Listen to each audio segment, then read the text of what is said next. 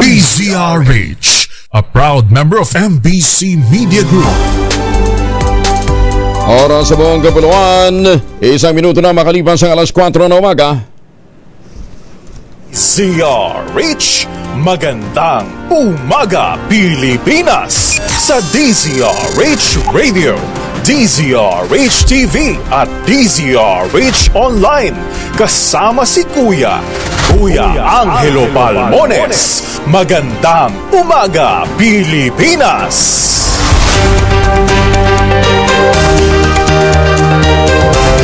Lunes tayo ngayon, 18 ng Nobyembre 2024. Sa ulo ng ating mga balita, bagyong Pepito humina bilang isang typhoon na lamang. Itong Ligor nasa ilalim pa rin ng signal number 4. Northern at Central Luzon hinagupit nga ng bagyong Pepito, Catanduanes pinadapa. Tamang Bicol, Tindog-Oragon Relief Caravan ikinasa naman ang kamera at ng Pangulong BBM. Presyo ng higit 100 pang Noche Buena items humirit. Retired judge, bagong commissioner naman ng Commission on Human Rights. Miss Denmark, bagong Miss Universe 2024. Pambato ng Pilipinas na si Chelsea Manalo, hinirang namang Miss Universe Asia. Maganda umaga Pilipinas. Kasama natin ang buong radyo natin FM nationwide, ang ating action radio station sa Luzon, Visayas at Mindanao, 91.7 FM radio sa Cebu at 94.3 FM sa Jansan. Sa detalye ng ating mga balita, humina na bilang typhoon ang bagyong Pepito. Tinasahang lalabas ito ng Philippine Area of Responsibility ngayong umaga o mamayang tanghali. Uliting namataan ang pag-asa sa coastal waters ng La Union at Pangasinan. Taglayan lakas na hangin umabot ng 155 km bawat oras malapit sa gitna. Ang pagbugso naman ay umaabot ng 255 km per hour. Kumikilos ito ng pakunlaran, hilagang kanluran sa bilis na 25 km bawat oras. Nakataas pa rin ang signal number 4 sa southern portion ng Ilocos Sur, La Union, northern portion ng Pangasinan, Benguet, southwestern portion ng Ifugao, western portion ng Nueva Vizcaya, at northern portion ng Nueva Ecija.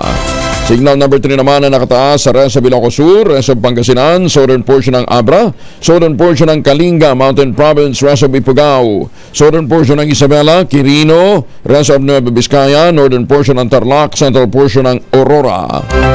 Nakataas din ang signal number 2 sa mga lalawigan ng Ilocos Norte, southern portion ng Apayao, rest of Abra, rest of Kalinga, southwestern portion ng Cagayan, western, central at southern portion ng Isabela at rest of Aurora, ganyan din sa Zambales, rest of Tarlac, rest of Nueva Ecija, Pampanga, northern portion ng Bulacan.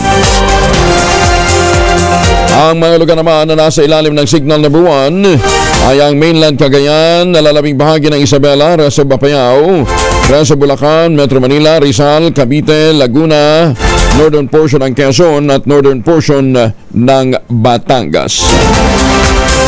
5 minuto na makalipas ang alas 4 ng umaga, inagupit ng Super Typhoon Pepito ang Luzon at Bicol Region, partikular na ang Catanduanes. Inadapa ito hindi lamang ang mga residente na nawalan ng tahanan kundi pati na ang kanilang kabuhayan.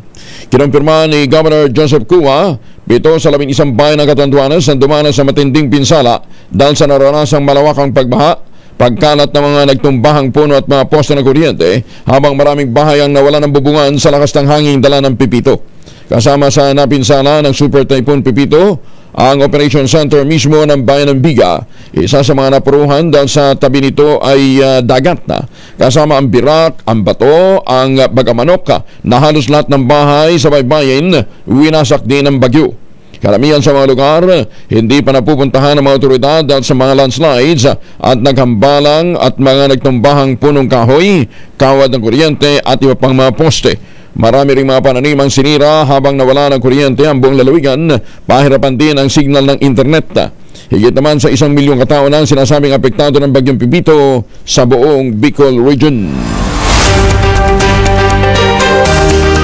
Ilang lalawigan, lungsod at munisipalidad sa Luzon ang nagdeklara ng suspension ng klase ngayong araw, epekto pa rin ng Typhoon Pepito. Marami sa mga lalawigan na hinagupit ng bagyo ang nawala ng kuryente at linya ng komunikasyon, habang naka-alerto pa rin ang mga ahensya ng pamahalaan.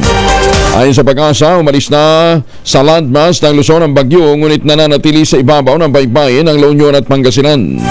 Inaasang kikilos ang bagyo pakanluran, hilagang kanluran, patungo na ng West Philippine Sea at posibleng mag-exit ngayong araw. Ganman, sinabi ng Pag-asa, asahan pa rin ang storm surge o malalakas na mga pag-ulan, ganyan din ang pagbugso ng hangin sa mga lugar na nasa labas ng landfall point. Nagbabala din ang Pag-asa ng panganib ng storm surge sa susunod na 48 oras sa mga mababang lugar o exposed areas ng Ilocos Region, southwestern mainland ng Cagayan, Isabela, Central Luzon, Metro Manila, Cavite, eastern portion o eastern coast ng Quezon, kabilang na ang Polillo Island. Walang pasok ang mga sumusunod na mga lugar. Suspendido ang klase ngayong araw. Epekto pa rin ang bagyong Pepito. Sa National Capital Region, suspendido ang klase, all levels, public and private, sa mga sumusunod: Las Piñas, Caloocan, Manila, Malabon, Mandaluyong, City of Manila, Marikina, Muntinlupa, Navotas, Pasay, Quezon City at San Juan City. Sa Ilocos Region naman, sa Region 1, suspendido ang klase, all levels, public and private, sa mga sumusunod na lugar, pati na ang pasok ng opisina ng gobyerno: Dagupan City, Ilocos Sur at Pangasinan. Masantos siya kabasan ni Chikamin sa ating mga babayan dyan sa Pangasinan. Sa Region 2 naman, Cagayan Valley, Quirino Province, all levels, public and private. Naimbag na bigat ka na kayo amin sa ating mga kababayan dyan sa Norte. Sa Cordillera Administrative Region, walang pasok. Abra, all levels, public and private, kasama ang mga tanggapan ng gobyerno. Baguio City, all levels, public and private, half day naman ang mga tanggapan ng gobyerno. Sa Benguet, La Trinidad, all levels, public and private, ang pati ng government work. Ifugao, all levels, public and private, pati government work. Ganon din sa Mountain Province. At sa Region 3 naman, Aurora, all levels, public and private, pati na ang mga pasok sa gobyerno. Wala rin pasok sa buong lalawigan ng Bataan, all levels, public and private. Sa Bulacan, suspendido ang klase, all levels and public and private, sa mga sumusunod na lugar: Pandi, San Rafael, Balagtas, Maliwag, Bulacan, Bustos, Kalumpit, Malolos City, Marilao, Maykawayan City, Norsagaray, ganon din sa Ubando, Pandi, Plaridel, San Rafael at Santa Maria. Sa San Jose del Monte, Bulacan, preschool to senior high school, public and private, walang pasok. Sa Nueva Ecija naman, all levels, public and private, pati government work, wala rin pasok. Pampanga, suspendido ang klase, all levels, public and private. Diyan din sa Tarlac, all levels, public and private, government work, wala din. Sa Pampanga pa rin, Arayat, all levels, public and private. Mabalacat, all levels, public and private. Minalin, all levels, public and private. Angeles City, gayon din sa Angeles City, all levels, public and private. San Fernando City, face-to-face classes in all levels, public and private. Sa Zambales naman, sa Botolan, all levels, public and private. Gayon din sa Subic, all levels, public and private. Sa Region 4A, Calabarzon, ang Batangas, suspendido ang klase, all levels, public and private, sa mga sumusunod na lugar: Lipa, Tanawan, Agoncillo, Laurel, Lian, Mabini at San Juan. Sa buong lalawigan din ng Cavite, walang pasok ngayong araw na ito, all levels, public and private. Ganon din sa Laguna at sa Morong, Rizal. Sa Quezon naman, 1st District, 2nd District at saka 4th District. Ulitin natin 1st District, 2nd District, 4th District. Ganon din ang Agdangan, Macalelon, Padre Burgos, Bitugo, Unisan, Kinder to grade 12, public and private, walang pasok. Sa Region 5, Bicol Region, Camarines Norte, all levels, public and private. Sa Catanduanes, all levels, public and private, pati na ang government work. Maganda umaga, Pilipinas! Hindi nangangahulugan dahil walang pasok, magpapabanjing-banjing, ha? Kaya nagsuspindi ng klase dahil po sa maraming mga apektadong lugar. Ang kinakailangan din ng iba yung paglilinis, lalong-lalo na doon sa mga lugar na matindi ang pinsala. Dito sa 11 bayan naman ng Catanduanes, ang pinakasinalanta ng bagyong Pepito matapos ang una nitong paglandfall sa probinsya. Ayon kay Governor Joseph Cua, maliban sa mga pagbaha, pinabagsak ni na malakas na hangin ng mga puno at poste. Nag-iba ang ilang mga istruktura, partikular na ang nasa hilagang bahagi ng isla. Kasama na rito ang mismong operation centers ng bayan ng Biga na winasak din ng bagyo sa 7 oras na pananalasan nito. Panayam naman ng DZRH at radyo natin, sinabi ni Governor Cua, Mistulang pattern ang pagdating ng ganitong kalakas na bagyo sa lalawigan tuwing 4 na taon. Halos lahat naman naramdaman yung lakas ng bagyong Pipito, pero yung northern part, which composed of Sigmoto, Sigmoto, Biga, Bayo, Bagamanok, and Pandan, Caramoran. So almost out of 11 towns, nangangamba tayo sa 6 o 7 munisipyo ang hardly hit itong bagyong Pipito. Isa lang napaulat na nasawi dahil naman sa pananalasa pa rin ng bagyong Pipito sa ulat ng Disaster Risk Reduction and Management Office. Isang 76-year-old na lolo nasawi sa Daet, Camarines Sur matapos maaksidente habang nagmamaneho dahil sa nakalaylay na internet cable. Maliban dito, walang iba pang napaulat na nasawi o nasugatan sa lugar. Wala pang napapaulat din na matinding pinsala sa mga kabahayan. Sa kabuuan, 26,000 families o katumbas ito ng 120 individuals sa 25 barangay ng Daet ang nananatiling apektado ng bagyong Pepito. Ipinaliwanag naman ng Department of Science and Technology na magkaiba ang alon na sa ibinababalang storm surge tuwing bagyo. Ayon kay Science Secretary Renato Saludom, kapag may storm surge o daluyong, nagkakaroon ng tuloy-tuloy na pagtaas ng level ng tubig. Lubos na mas mapinsala itong mga alon na ito na bumabalik naman agad ang karagatan matapos sumampas sa dalampasigan. Ang storm surge kasi ay hindi lang alon. Ang alon kasi pag sumalpak sa dalampasigan ay babalik. Pero dahil tuloy-tuloy ang hangin ng isang bagyo, tinutulak ang tubig dagat patungo sa mababang lugar tuloy-tuloy. Kaya para ito ang makikita mo tuloy-tuloy na tubig na unti-unting tumataas at umaabot sa mas mababang lugar. Iminumungkahi naman ni Solidum na gawing mas mataas ang forecasted na level ng storm surge sa mga evacuation center na nasa mga lalawigan na may banta ng daluyong.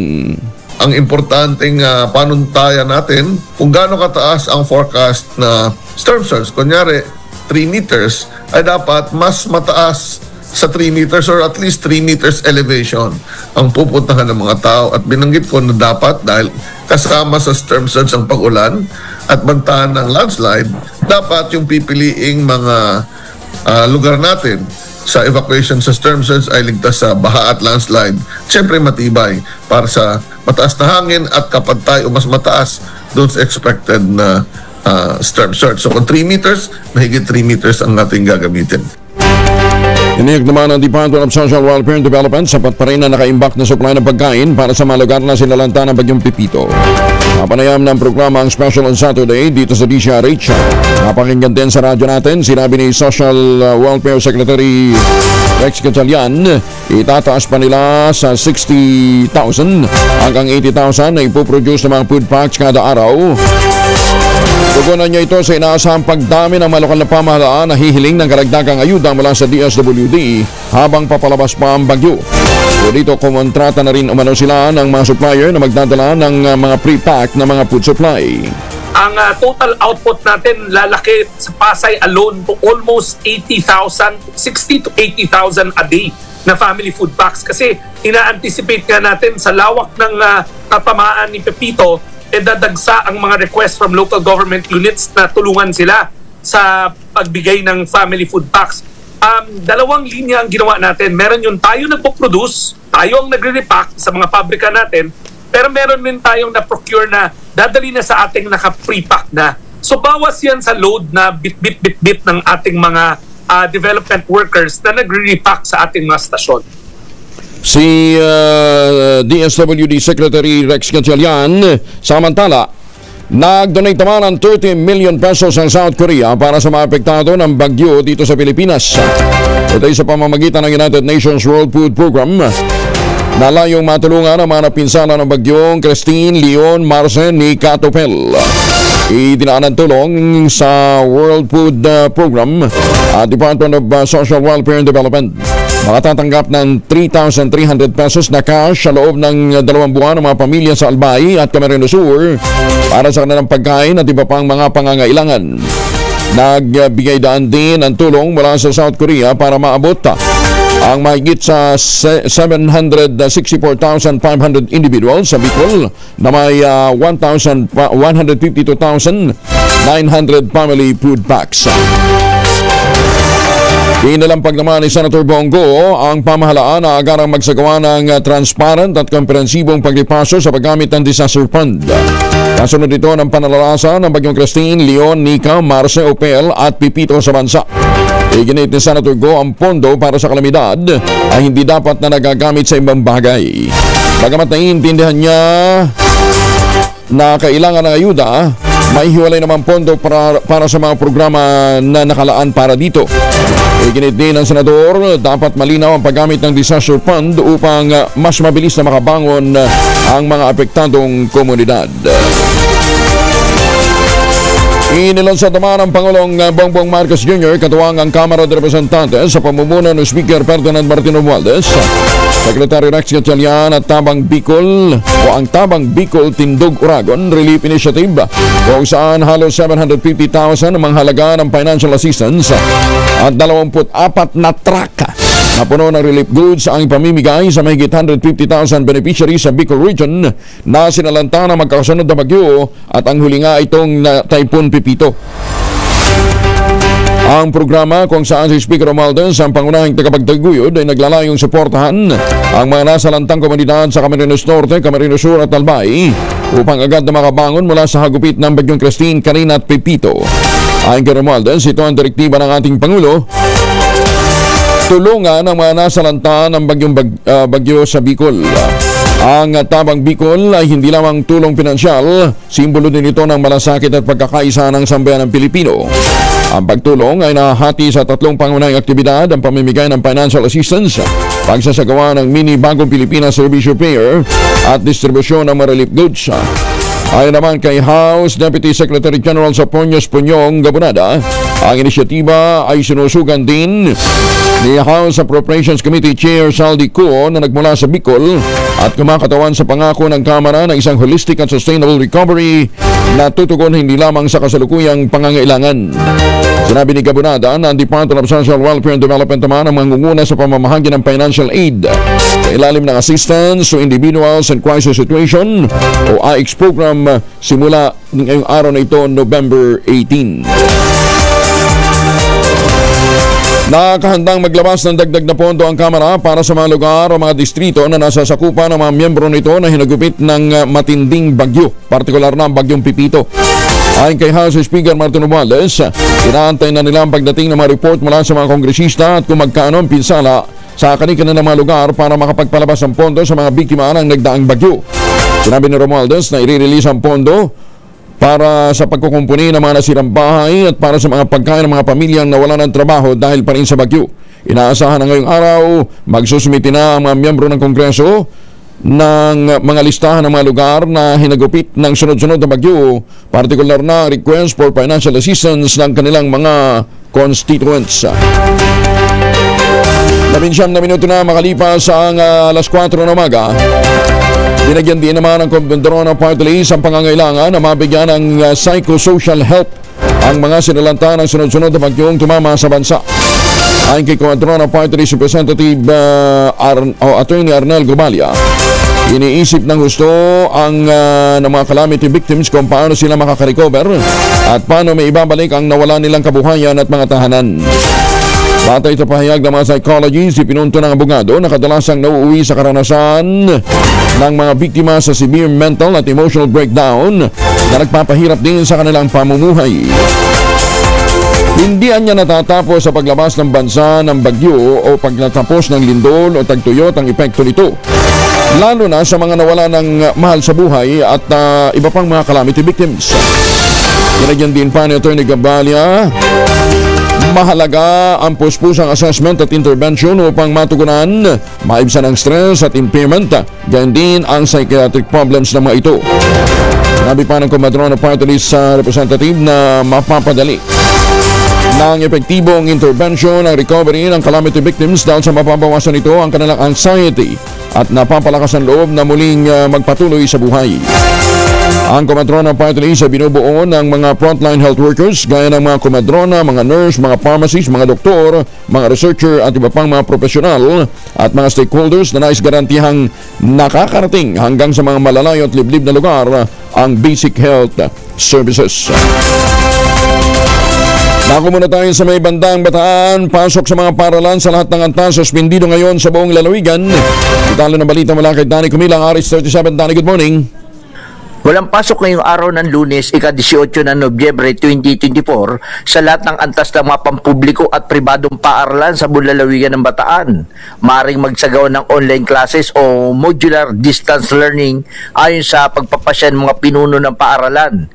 Ito ay batay sa pinakahuling ulat ng Pag-asa at rekomendasyon na rin ng Provincial Disaster Risk Reduction and Management Office PDRRMO upang mapangalagaan ang kaligtasan ng mga mag-aaral at ang publiko. Ang lalawigan ng Bataan ay nahahati sa ilalim ng Tropical Cyclone Wind Signal TCWS number 1 at number 2, kaya't aasahan ang malakas na pag-ulan at bugso ng hangin dulot ng Tropical Cyclone Pipito. Maaaring tumawag sa mga numerong nakapost sa official page ng LGU Bataan kung kailangan ng daglian tulong. Danny Kubilang, RH37, DCRH, una sa Pilipinas, una sa Pilipino. Maraming salamat, Danny. May apabaki kayong ansat. Yung mga kababayan dyan po naman sa Pampanga.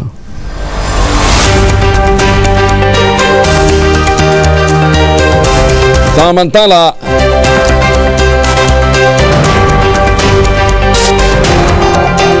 na makalipas ang alas 4 na ng umaga, pagtatayo ng evacuation center sa bawat LGU, isinusulong naman sa Senado. Detalye na balita mula kay Raymond Edpa sa RH28. Raymond, good morning. Panahon na upang tuparin ang pangarap na magkaroon na ng evacuation center sa bawat local government unit o LGU. Kasunod ito ng sunod-sunod na pagdaan ng mga bagyo sa ating bansa.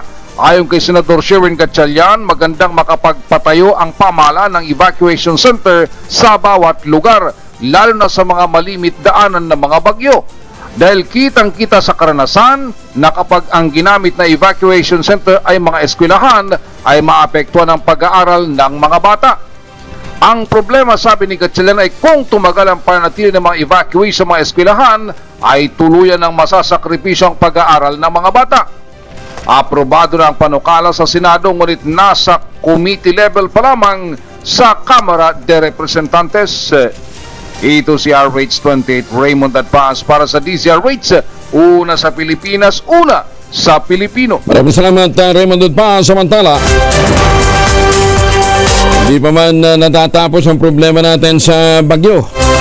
Nagbuga naman ang kabuuang 13 beses na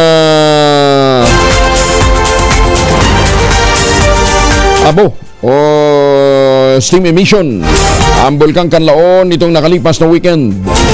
Base sa monitoring ng PBOX, sa magal ng 2 minuto hanggang 1 oras at 5 minuto ang ash emission ng Bulkang Kanlaon, may taas na 150 hanggang 500 meters.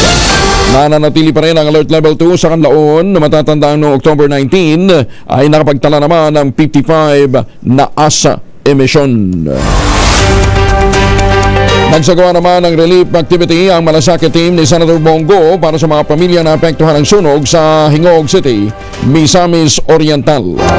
Ito bahagi ng commitment ni Senator Go na tulungan din ang mga komunidad para makarecover mula sa disaster at ibangon ang kanilang kabuhayan. Bilang principal author at co-sponsor ng Republic Act 11589 o Bureau of Fire Protection Modernization Act of 2021, binigyan din ng senador ang commitment nito na palakasin ang kakayahan ng Bureau of Fire Protection. Ang 10-year modernization program ng BFP ay kinabibilangan ng recruitment, pagbili ng advanced equipment at specialized training para sa mga bumbero upang mapabilis ang pagresponde sa panahon ng emergency.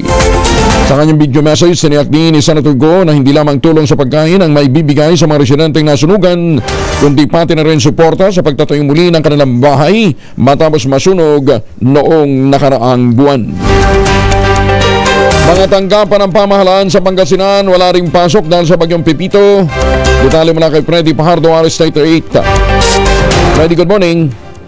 Kahapon November 17, 2024 sa bisya ng Executive Order number 0138 Series of 2024, idiniklara ni Pangasinan Governor Ramon Gico III na walang pasok sa lahat ng antas ng paaralan, private and public, at maging sa mga pasok sa tanggapan ng pamalan dito sa lalawigan dahil sa banta ng bagyong Pipito kung saan nakataas ang signal number 3 at number 4. Mahigpit ay pinagbabawal aktibidad sa karagatan gaya ng lahat ng sasakyang pangdagat ay pinagbabawalang pumalaot, maging ang mga beaches ay sarado at mahigpit na pinagbabawal ang paliligo sa dagat. Nakatutok din ang PDRMO sa mga mabababang lugar at coastal barangays na pinapayuhan na lumikas muna upang makaiwas sa banta ng storm surge. Ayon kay Miss Abinix Arenas ng PDRMO, nakahanda naman ang mga evacuation center sa mga LGUs maging sa Provincial Evacuation Center sa Lingayen.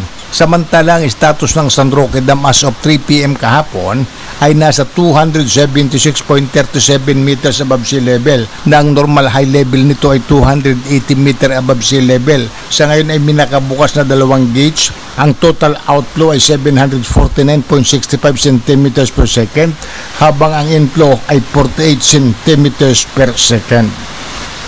Ito si Freddy Fajardo Arister Titaguulat para sa DCRH. Una sa Pilipinas, una sa Pilipino. Magandang umaga, Pilipinas! Maraming salamat, Freddy. Muli, Masantosya Kabasanid si Kemin sa ating mga kababayan dyan po naman sa Pangasinan. Masaya namang binalita ng Philippine Amusement and Gaming Corporation, lumago ang gross gaming revenue ng local gaming industry ng 37.52%. Sa third quarter pa lamang ng taon, tumabot ito ng 94.61 billion pesos mula sa 68.79 billion pesos na GGR o gross gaming revenue taon-taon. Ayon kay PAGCOR Chair at CEO Altenco, pangunahing nagdala ng pagtaas ng GGR ang sektor ng electronic gaming o e-games na nagdala ng kahangahangang pagtaas na umabot ng 464.38% kung ikukumpara noong nakarang taon. Sinabi ni Tenco ng impressive performance sa isang malakas na indikasyon ng paggamit ng modernong teknolohiya at mga mobile gadget sa paglalaro at paglilibang ay patuloy na gumaganap ng mahalagang papel sa paghubog ng kinabukasan ng gaming o paglalaro. Nagpahayag din ng kumpiyansa si Chairman Tenco ng e-game sector ay patuloy na uunlad habang ang teknolohiya ay nagiging mahalagang bahagi naman ng pamumuhay ng tao kabilang na sa shopping, gaming at entertainment. Oy mga mamis, po pwede ho tayo mag-laundry day today ha. Palabas na ho ang bagyo. Kunot no ka ba kapag makapit, madikit at malupit ang mancha, all you need is Pride. At may pahirapan ang self sa Pride, easy at worry-free naman ang laundry. Sa Triple Stay-Away Formula, tanggal ang matitindi mancha based on test sa chocolate, mud and supplement cotton. Gawa po ito ng ACS. 29 na makalipas ang alas 4 ng umaga, palalawakin pa ng SM Prime Holdings Incorporated ang SM Mall sa bansa ng hanggang 10 milyong square meters ngayong pagpasok ng 2025. Ayon sa SM Prime, daragdagan nila ng higit 500,000 square meters ang gross floor area ng kanilang mga mall sa pamamagitan ng 4 na bagong SM malls na magbubukas sa susunod na taon. Pinakamalaki dito ang SM City Santa Rosa na magbibigay ng 190,000 square meters, SM City Lawag at SM City La Union na parehong may tiga 113,000 square meters at ang SM Zamboanga City na magdaragdag naman ng 91,000 square meters sa kabuoang gross floor area ng SM Malls. Sa mga susunod na taon, pinaplano pa rin ng SM Prime ang pagpapalawak pa ng kanilang mga mall hanggang sa mga probinsya. Target nilang magtayo ng hanggang 100 mall pagsabit ng 2027 mula sa kasalukuyang 87 malls na may gross floor area na 9.4 million square meters. Bagong balita, bagong impormasyon, kasama si Kuya Angelo Palmones. Magandang umaga, Pilipinas! Alas 4:30, makabagong teknolohiya sa pagsasaka itinuturo naman sa estudyante at mga magsasaka sa Tacloban. Detalye ng balita mula kay Jimmy Angay-Angay, Aris 32. Maupay nga agad, Jimmy. Makabagong teknolohiya sa pagsasaka tinuturo sa mga bata at mga magsasaka sa lungsod ng Tacloban. Ito ang sinabi ni Tacloban City Agriculturist Romilo Anadi sa isang panayam. Ayon kay Anadi, ang Office of City Agriculturist at Department of Agriculture na kanda na sa site sa Tacloban National Agricultural School para sa itatayong greenhouse hydroponics. Nirecognize ng Department of Agriculture sa taong ito ang National Peri-Urban Agricultural Program o micro-category ang paaralan para sa matagumpay na pagpatupad ng gulayan sa paaralan. Ito ay isang pamamaraan na mabigyan ng solusyon ng hamon sa agricultural sector na mababang produksyon dahil sa climate change at tumatanda na mga magsasaka na kailangan maturuan rin ang mga bata. Ang Tacloban National Agricultural School ay isang paaralan sa lungsod na magtuturo sa mga estudyante at mga magsasaka sa makabagong teknolohiya sa lahat ng uri ng pagtatanim. Mula dito sa DY Vilacson Radyo Tacloban, ito si Arstradito Jimmy Angay-Angay para sa DZRH, una sa Pilipinas, una sa Pilipino. Daghang salamat, Jimmy. Plano naman ang Pilipinas na makapag-export ng halos kalahating milyong kilo ng hass avocado sa Japan sa 2025 o next year. Ito ay matapos na mabigyan ng access sa Pilipinas sa avocado market ng Japan kasunod ng naging 13,000 trade negotiation sa pagitan ng dalawang bansa. Ayon sa Bureau of Plant Industry, nasa 88,000 boxes o 484,000 kilos ng hass avocado ang nakadagdang ibenta sa Japan sa halagang $1.5 million. Pero bago pa man ito, sinabi ng Department of Agriculture Secretary na si Francisco Chulaurel Jr. nakapagbenta na tayo ng mahigit 12,000 kilos ng hass avocado sa Japan sa halagang $40,000. Michael Laurel, patunay lamang ang revolusyonaryong hakbang na ito sa dedikasyon ng Pilipinas na mas mapaganda ang ating mga pinuproduce na mga produkto at mapalawak pa ang ating agricultural export. Samantala, kasabay nito, iniulat din ng DA nasa $1.1 billion na ang agri-fishery products na naibenta ng Pilipinas sa Japan nitong nagdaang taon. Maganda umaga, Pilipinas! Kaya muna, showbiz nga muna tayo. Yun daw pong buhay ni April Boy Regino, isinapelikula. Alamin natin na detalye mula kay Morley Alinio. Morley, good morning. Gising ng showbiz! Rampa na Pilipinas! Kuya Angel, good morning! Nagkaroon ako ng pagkakataong makausap ang aktor-director na si Efren Reyes Jr. Ayon kay Direk Efren, bago namatay ang singer na si April Boy Regino, ay nagkaroon sila daw ng intimate na kwentuhan ng singer. Nagkaroon pala ng prostate cancer, nagka-diabetes, at nabulag pala si April Boy Regino bago ito masawi noon. Puno daw ng paghihirap ang pinagdaanan ni April Boy Regino. At ito ang dahilan bakit naisulat niya ang talambuhay nito. At ngayon, naisa pelikula na kung saan si Direk Efren Reyes Jr. ang writer at director. Alam ba ninyo na ang buhay ni April Regino ay ginampanan ng baguhang aktor na si Jan Arcinas? Marami na raw nagawang pelikula si Efren pag-amin niya. Pero kakaiba daw ang Idol, the life story ni April Boy Regino. Sabi niya, nakakaiyak ang movie na ito dahil in real life ay talagang nahirapan at nakalulungkot ang pinagdaanan ni April Boy Regino bago pa siya sumakabilang buhay. Kwento iyon ni Direk Efren sa amin. Well, nakakalungkot mang isipin. Wala na si April Boy Regino, pero nag-iwan ng tatak sa masang Pilipino. Iyan ang ating DZRH Showbiz Hottest News. Ako po ang inyong RH47, Morley Alinio, para sa DZRH. Una sa Pilipinas, una sa Pilipino. Babu! Maraming salamat, Morley! Oy mga misis, sa may araw ba si Mr. pag-uwi galing ng trabaho abay dalian sa germs sa katawan nila para labanan ang amoy araw at may pawis gamamit ng Shield Bath Soap regularly. Unbeatable ang Shield sa paglaban sa germs versus another brand may shea butter. Pampalambot ng kuti sa presyong abot kaya 12.50 SRP. Kaya naman recommended ito ng Philippine Nurses Association. Kaya mga misis ay challenge you, subukan ng Shield Bath Soap. Galit sa sakit, may malasakit, sulit na sulit. Bagong balita, bagong impormasyon, kasama si Kuya Angelo Palmones. Magandang umaga, Pilipinas! Bagong balita, bagong impormasyon, kasama si Kuya Angelo Palmones. Magandang umaga, Pilipinas! Ayun. Kung ano-ano kasing pinipindot eh. Minanindiwalaan naman ang 2024 Seal of Good Local Governance ng Department of the Interior and Local Government ang lungsod ng Maynila. Yan ang masayang iniulat ni Manila Mayor Hani Lacuna, kasunod naman ang inilabas na listahan ng DILG na ang pinakamaayos at maunlad na mga lungsod sa Metro Manila. Ayon kay Mayor Lacuna, maliban sa presyosong award nito, 8 barangay din sa Maynila ang inendorso para sa Barangay Level Seal of Good Local Governance Honors. Ikinagalikni ni Mayor Hani ang pagkilala ng lungsod bilang second most competitive performance city at ang pagkakabilang sa 76 lamang na lungsod sa buong bansa na nakamit na o nakapagkamit ng Seal of Good Government o Governance o Seal of Good Local Governance Honors.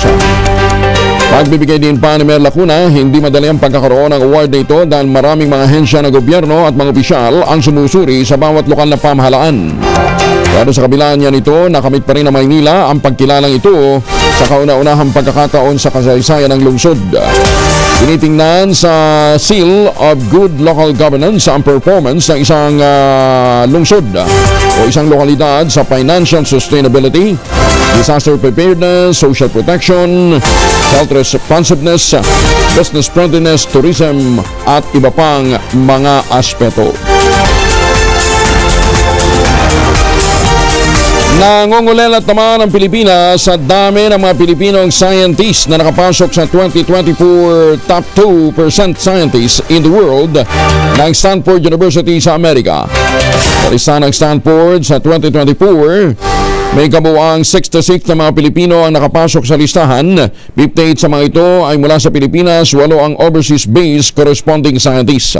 Mababa ito kumpara sa mga bansa sa ASEAN gaya ng Malaysia, Thailand, Vietnam, Indonesia at Singapore, pero mas mataas kung ikukumpara sa 50 nakapasok sa listahan noong nakarang taon. Kabilang sa mga Pilipino nakapasok sa listahan sina Ryan Michael Oducado, Manuel Garcia, Jesse Barota, Alexander Hernandez, Janet Alexis de los Santos, John Brian Dizon, Sammy Militante at Francis Jesmar Montalvo. Lokal na pamahalaan ng Catanduanes na nanawagan ang agarang tulong para sa mahigit 10,000 pamilya para sa 10 bayan na itinuturing ng mga island town. Tutalo ng balita mula kay Roel Saldico, RH18. Diyos marahing aga, Roel.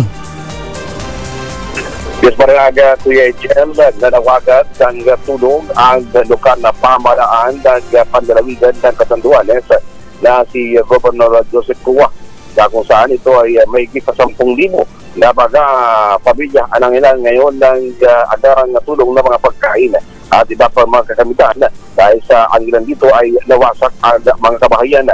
Ang mga bayan ng Karamura na Pandan, Pagabado, Panganiban, Biga, Gigmoto, Paras, Tato, San Miguel at bayan ng Buraca. Ito yung mga lugar na kung saan tinamaan ng hagupit ng pagyong si Pipito. Sa mga oras na ito, ngayong araw na ito, ay pinayagan na rin ng Philippine Coast Guard na magbiyahe ang mga barko na mga posibleng sasakyan ng mga relief goods at mga pagkain at agarang tulong na mula naman sa mga pamahalaan at mga pribadong grupo. Sa ngayong araw na ito, ang tulong totally blackout pa rin at walang signo na mga komunikasyon na kung saan ito ay abutin ng isang buwan bago makabalik ang supply ng diesel ko ang kuryente. Ngayong araw na ito ay sa pangalawang araw naman na paggawa ng clearing operation matapos na tanggalin na ang sa signal number 1 ng bagyong si Pipito. Yan ating mga update at Kuya Angel mula dito sa Bicol.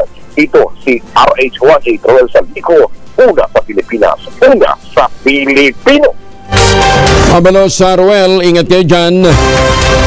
At para sa lahat ng ating mga kababayang nangangailangan pa rin ng paghahanda ng kanilang may emergency kit, huwag kalimutan, lagyan ito ng family alcohol. 2 formulation ng family alcohol na pwede nating pagpilian.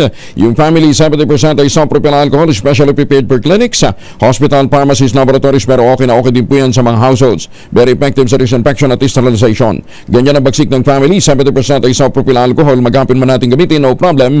Hindi po manunuyo ang ating mga kamay dahil meron po itong moisturizer. Yun ang mga mabagong family rubbing compound approval cologne. Ayun po yung mabangong isopropyl alcohol na ginagamit ho ng mga masahista, mga barbero, mga doktor, mga nurse, mga komadrona for sponge bathing and other cleansing purposes. Family rubbing alcohol parang di siya reachable na sa mahabang panahon. Mabibili sa naman butik at convenience stores nationwide. Family rubbing alcohol hindi lang pampamilya, pang sports pa.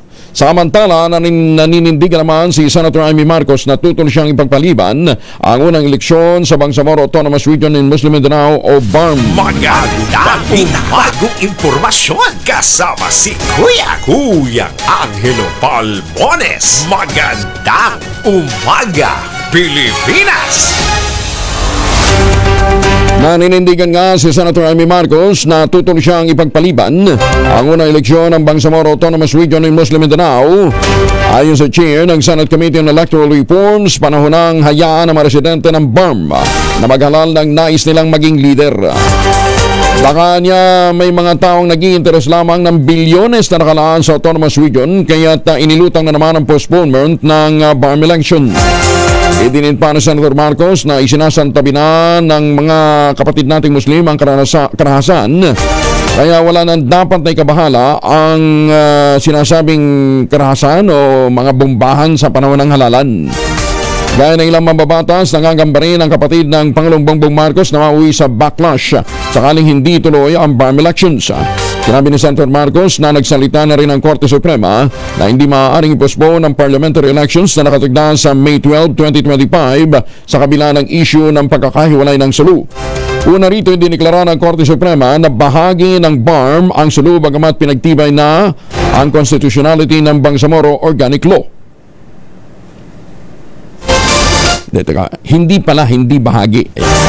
Hindi bahagi ng BARM ang SULU na pinagtibay naman ang constitutionality ng Bangsamoro Organic Law. Ang posisyon ko talaga, kontra talaga ako na i-postpone kasi historical injustice na yung sa Mindanao. Billion-billion ang ginatag sa block grant, 80 billion, 70 billion every year. Pero parang kulang pa yung development sa BARM. Kung makita natin, marami pa rin ang pobrehon, konti pa yung infrastructure, wala pa rin eskwela at hospital. So siguro it's about time na magkaroon ng eleksyon. Third postponement na, kung i-postpone pa, sobra na yan, kailangan marinig na ang boses ng mga tao. 43 na makaliban sa alas 4 ng umaga, oras na para tayo po yung magultabayo. Pero sabi ko ng mga dalubhasa, anytime pwede sa isang araw, ano? 2 kapsula bago matulog para mas efficient. Ano ba itong Ultabayo? Ultabayo po ay postbiotic with Lactococcus lactis strain plasma. Gaman ito sa mahabang clinical trial dyan po sa Japan. Hindi ho kwentong kutsero lang, ha? O mga testimonial. Ang bawat kapsula ho ng Ultabayo ay nagtataglay ng 50 billion cells ng Lactococcus lactis strain plasma. So, kaya't napaka-potent po nito na pagpasok ho sa ating katawan, ina-activate po nito yung commander ng ating immune system, yung plasmacytoid dendritic cell. At yun po namang pag-activate na yan ng ating commander ng immune system ay nagpapalakas sa ating immunity, tinataboy ang mga toxin sa ating katawan habang tayo po ay natutulog. Kaya pag na-achieve natin ang magandang tulog, syempre, nagkakaroon tayo ng panibagong sigla, panibagong lakas. Sa panahon ng matindi ang hamon ng puyat, pagod at stress, mag-Ultabayo. Ang Ultabayo po ay available sa Lazada at Shopee. Siguraduhin lamang galing po ito sa Theoxis Adventures. Para po sa inyong mga concerns, mga katanungan, mag-text po kayo sa 0917-110-6580. Anything under the sun na may kinalaman sa kalusugan, pwede yung itanong sa ating pong mga medical experts na nakastambay dyan, ha? Ang Ultabayo po ay rehistrado sa Food and Drug Administration. Kauna-unahang postbiotic food supplement na rehistrado sa FDA, halal certified at nire-recommenda ng mga doktor. Available din po ito sa Mercury Drug, Amesco Drug, Passmed Pharmacy, John's Pharmacy at Curamed. Pero huwag natin kalimutan, ang Ultabayo po ay hindi gamot at hindi dapat gamiting panggamot sa anumang uri ng sakit. Tumaas naman ang presyo ng mahigit 100 Noche Buena items ng halos isang buwan pa lamang bago ang pagsapit ng Kapaskuhan. Sa price guide din nilabas ng Department of Trade and Industry, 102 na mula sa 236 items ang tumaas ang presyo ng mas malaki kumpara noong 2023. Habang 121 Noche Buena items naman ang napanatili pa rin ang presyo, may 13 produkto naman ang nagbawas pa nga ng presyo. Batay sa DTI Price Guide, mabibili ang hamon ngayon 170 pesos hanggang 928. Ang queso de bola naman 210 hanggang 445. Ang fruit cocktail, 61 pesos hanggang 302. Ang keso, 56.50 hanggang 310. Ang mayonnaise, 20 pesos and 40 centavos hanggang 245.45. Mahal naman na mayonnaise doon. All-purpose cream, 36 hanggang 72 pesos.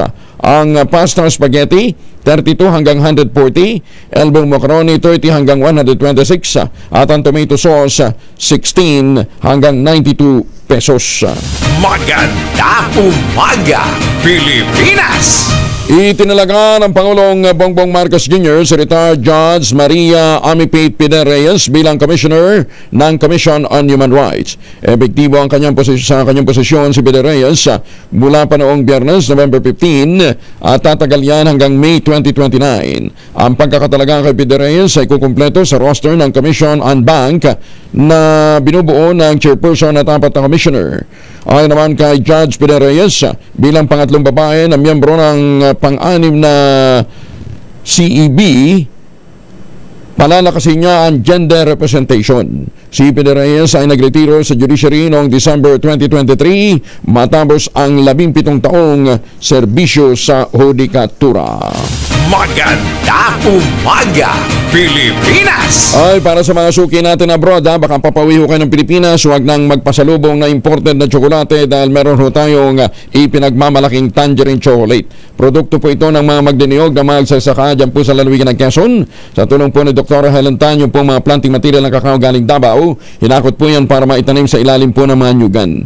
Kaya ngayon, nagpuproduce tayo ng dekalidad na cacao beans para maiprocess bilang tangerine chocolate. Available yan sa 0919-095-5935 o dili kaya sa tangerinechocolate.ph. Check ko ninyo, mahigit 10 variants po ng tangerine chocolate na mga raw material ay galing din po sa ani ng mga magsasaka. Ang sabi nga po ni Dr. Helen Tan, sino bang magmamalasakit sa Pilipino kundi ang kapwa Pilipino? Kaya sa bawat tangkilik po natin ng tangerine chocolate, pinalalakas natin ang loob ng ating mga magsasaka, pinalalakas naman natin ang ating lokal na ekonomiya. Tangerine chocolate, 100% gawang lokal, but taste and looks global. Sabi nga po ni Dr. Helen Tan, suportahan natin ang ating mga magsasaka, suportahan natin ang kanilang mga produkto katulad ng tangerine chocolate.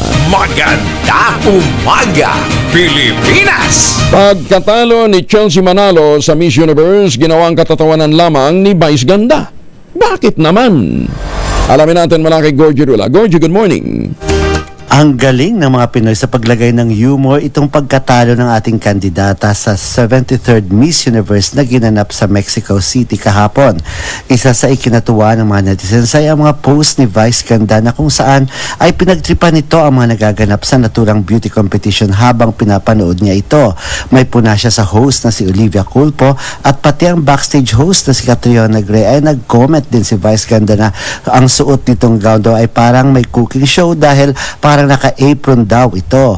Okay pa ang comments niya nang nakapasok sa top 30 ang ating kandidatang si Chelsea Manalo, pero nang hindi nakapasok sa top 12 ay nagbabay na siya at may post na matutulog na raw ito. Nagparating lang siya ng mensahe sa kay Chelsea na have a safe flight back home. Kung ano-ano na ang mga post ng ilang netizens nang hindi nakapasok si Chelsea sa top 12. Merong isang sinira ang kanilang telebisyon at ang iba ay pinost ang kuha ni Catriona Gray na tila nalungkot ng naligwak na itong si Chelsea Manalo. Pero nag-post naman ng suporta ang ilang beauty queens para kay Chelsea at kahit nalungkot ang karamihan sa hanggang top 30 na lamang ang laban ng ating kandidata. Sila sa mga nagparating ng message of support ay sina Winwin Marquez, MJ Lastimosa, Michelle D at Janine Togonon. At least maayos naman daw ang laban ni Chelsea sa katatapos lamang na Miss Universe 2024. Gorgie Rula po nag-uulat mula sa showbiz ng DZRH, una sa Pilipinas, una sa Pilipino. Maganda umaga, Pilipinas! Maraming salamat, Gorgie. Samantala, umapila si Senator Amy Marcos sa Kamara at sa Senado, itigil na ang investigasyon sa manoy extrajudicial killings ng Duterte administration. Ayon sa presidential sister, iakyat na lamang sa korte ang mga sinasabing ebidensya laban sa nating Pangulong Digong Duterte at iba pang iniugnay sa extrajudicial killings. Bukod sa nakakaawa na niya ang dating Pangulo, Dahil sa may edad na ito, idinin para mababatas na paulit-ulit na lamang ang takbo ng investigasyon na tila hindi naman na niya in aid of legislation. Sinabi ni Senator Marcos na nakakasama ng loob na parang kinukuyog, binubuli ng mga nagsasagawa ng inquiry si Mayor Digong na sumipot naman sa pagdinig ng Senate Blue Ribbon Committee at Quad Committee ng Kamara. Ito raw ang dahilan kung bakit hindi dumadalo sa nabanggit na hearing ang kapatid ng Pangulong Bongbong Marcos. Bagamat napupolitika raw ang pagdinig, aminado naman si Senator Amy, maraming ebidensyang nakuha ang Quadcom laban sa drug war ng nakalipas na administrasyon. Muli niyang hinimok ang Department of Justice na mangalap na ng sapat na pruweba at maghain ng kaso kung kinakailangan. Kawawa naman si PRRD, may edad na. Pero para sa akin, aminin natin, marami naman na ebidensya nakuha ang Quadcom. Isampa na sa korte, tigilan na yung mga Congress and Senate investigation. Isampa na yan sa korte, ako hindi mahilig dyan eh. Kasi para sa akin, dapat in aid of legislation. Ano bang gustong gawin dyan sa Quadcom? Ano ba ang batas na papalitan? Inubaka naman ng senatorial aspirant na si Attorney Jimmy Bondoc ang pagdinig ng Quad Committee ng Kamara na umano'y extrajudicial killings ng Duterte administration. Ayon sa abogado, kailangan ng matuldukan ang ganitong uri ng pagdinig na tinatawag niyang lawless. Hindi niya pinahintulutan ang isang inaakusahan na sumagot na sa nag-aakusa sa kanya at binabaliwala rin ng Quad Committee ang legal doctrine na res inter alios acta. Hinikayat ni Atty. Bondoc ang kanyang mga kapwa-abogado na magsalita kaugnay ng pagsisiyasat ng Kamara dahil sa pagbali nito o paglabag sa due process. Sinabi pa ni Atty. Bondoc na kumakandidatong senador na may magagawa pa mga Pilipino sa ganitong kalakaran ang bumoto ng tama at naayon sa prinsipyo. Si Atty. Bondoc ay kilalang taga-suporta ng dating Pangulong Digong at katunayan kumakandidato ito sa ilalim ng pinamumunuan nitong Partido Demokratikong Pilipino. Para naman sa mga leader ng Young Guns ng Kamara de Representantes, ang hindi pagdalo ni Vice President Sara Duterte sa pagdinig ng House Committee on Good Government and Public Accountability ay pagtaka sa kanyang responsibilidad na papanagutan ang paggastos ng 612.5 million pesos na confidential fund. Ito naman ang sinabi na Deputy Majority Leader Paulo Ortega ng La Union at Assistant Majority Leader Jay Kong Ho ng Zambales matapos sabihin ni BP Inday na hindi ito dadalo sa pagdinig ng House Committee on Good Government and Public Accountability sa Nobyembre 20. Iniimbestigahan ng komite na pinamumunuan ni Manila Representative Joel Chua ang mga irregularidad sa paggamit ng kabuuang 612.5 million pesos na confidential fund ng Office of the Vice President at ng Department of Education on 2022 at 2023. Ang pagtanggi ni Duterte na dumaloy sa kabila ng personal nitong pagtanggap ng imbitasyon noong Miyerkules habang nakikinig sa pagdinig ng House Quad Committee na dinalohan ng kanyang tatay na si dating Pangulong Digong Duterte. Sinabi ni Ortega na ayaw pa rin sumipot sa inquiry dahil sa ayaw daw nitong matanong o baka naman daw takot na matanong. Ang pagtanggi ni BP Inday ay bahagi ng kanyang strategy para maiwasan ang responsibilidad at accountability para sa diwastong paggamit ng pondo ng taong bayan. 54 na makalipas ang alas 4 ng umaga. Number 6,000 na. 6,000 ang naghihintay na premyo sa ating mahiwagang tunog.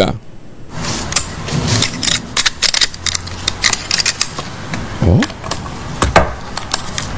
Ba ano yan? Basta yung isang item na dalawang items mo yung hinahanap natin, ano? Isang nakikita ko sa opisina, sa bahay. Sige. Para mas malapit-lapit. Something na nilalagyan ho ng baterya. Something na di baterya ang isang item na ating hinahanap. At saka yung pangalawang item naman ay Nako, pag sinabi ko, makukuha nyo na kagad. Una na muna. Kasi isang item na hinahanap ay ginagamitan ng baterya, nakikita sa opisina, nakikita sa mga airport. Ayan, ha? Nakikita din ho sa mga bahay. Yan, ha? Yan po yung isang item na ating hinahanap. Ang inyo pong mga sagot, ipapatalo po ninyo sa 0919-282-6485. Sundin ang tamang format ng pagdetext, empty space, name slash, address slash, contact number slash, at ang inyong sagot. Isang beses lamang po maaaring mag-text sa ating text line gamit ang inyong mobile number. Ngayon, sa mga sasali sa atin online, kinakailangan meron po kayong share badge. Ayan, ha? So habang kayo po ay naliligo gamit ang Shield Bath Soap, isipin ho natin ano itong item na ito na nakikita po sa bahay na gumagamit po ng baterya. Baterya. Meron nga po sa airport. Pero yung sa airport hindi yata gumagamit ng baterya. Di kuryente? Pwede. Basta sa bahay, di baterya. Maganda umaga, Pilipinas!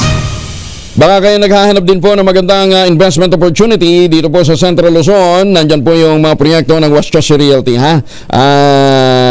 Yan ho yung pinakamurang ready for occupancy unit with easiest terms sa buong housing industry. Abay 5% lamang ang down payment, pwede pang gives. Ano pang iniintay po ninyo? Ito pa rin ang pangarap na magkaroon ng sariling bahay sa presyong abot kaya. 20,000 pesos all-in down payment. Pwede ka na maglipat bahay agad after 7 days ng take-out ng Pag-ibig Housing Loan. Ang gagawin ho ninyo, makipag-ugnayan po sa 0996-501-5555 o sa 0947-434-5555. Nasa loob po ng township ang iba't ibang mga amenities, kasama ho dyan ang eskwelahan, simbahan, palengke, pati munisipyo nandun na, at iba pang mga natatanging amenities. Napakalapit lamang po niyan sa Clark International Airport at Clark Economic Zone. Ito pa rin ang pangarap magkaroon ng sariling bahay sa presyong abot kaya kapag kayo po'y sinuwerte ngayong pong Disyembre.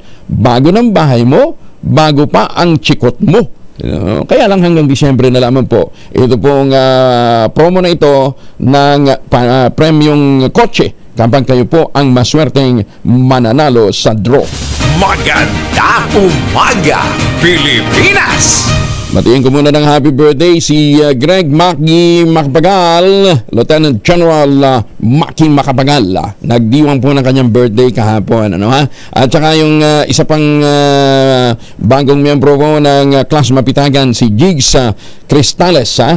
Happy birthday Jigs Cristales at saka si Greg Maki Makapagal. Birthday din po kahapon ni Doña Jacqueline Jinky Borabo Stella. Ayan, ang tatay ho na, ang nanay po naman ni Durian King,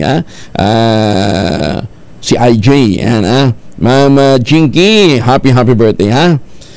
Tapos nakatutok din pala sa atin kahapon pa ang grupo nila Dr. Yeye Manawis dyan po sa NAIA per Cargo. Ayan, Doc Yeye, maganda umaga sa inyo at sa lahat ng mga membro ng Bureau of Customs dyan po sa NAIA per Cargo.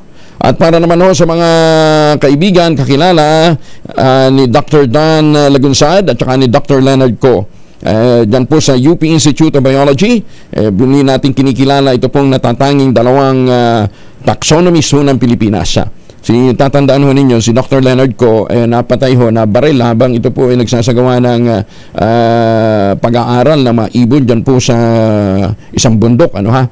Tapos itong si Dr. Dan Lagunsad naman namatay din just a day apart, ano ha? November 15 at November 16, 2010 na ito pong dalawang magaling na scientist na ito ay magkasunod na pumanaw. Maganda umaga, Pilipinas! Alas 5 na umaga. Isang minuto na makalipas sa alas 5 na umaga, may pasok ang mga taga DCRH.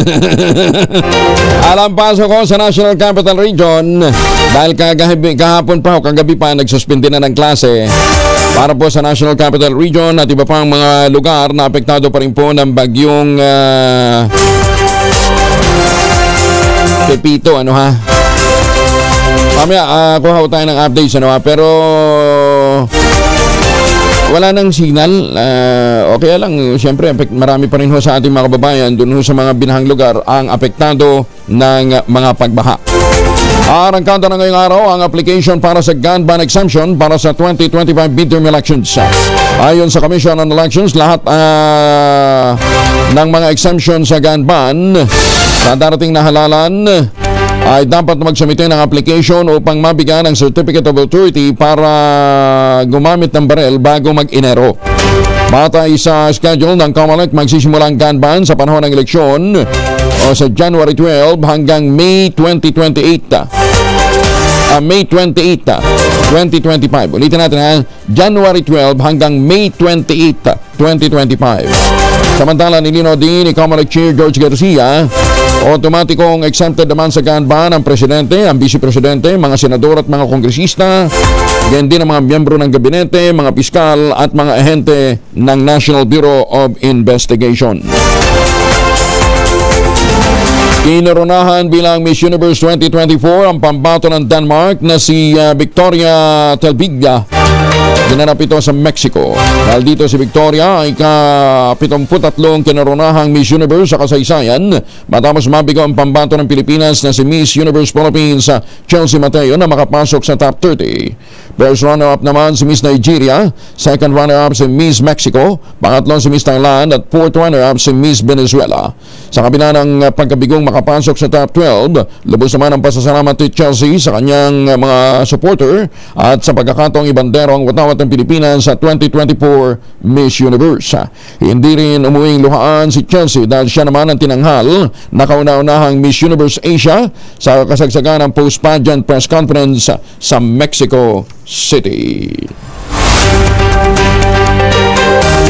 Binala ni Chinese President Xi Jinping ang outgoing US President na si Joe Biden na wag nang makikialam ang Amerika sa agawan sa Spratly Islands o sa West Philippine Sea. Ito ang sinabi ni Xi sa kanilang pag-uusap ni Biden ang parehas na dumalo sa Asia-Pacific Economic Cooperation Summit sa Lima, Peru.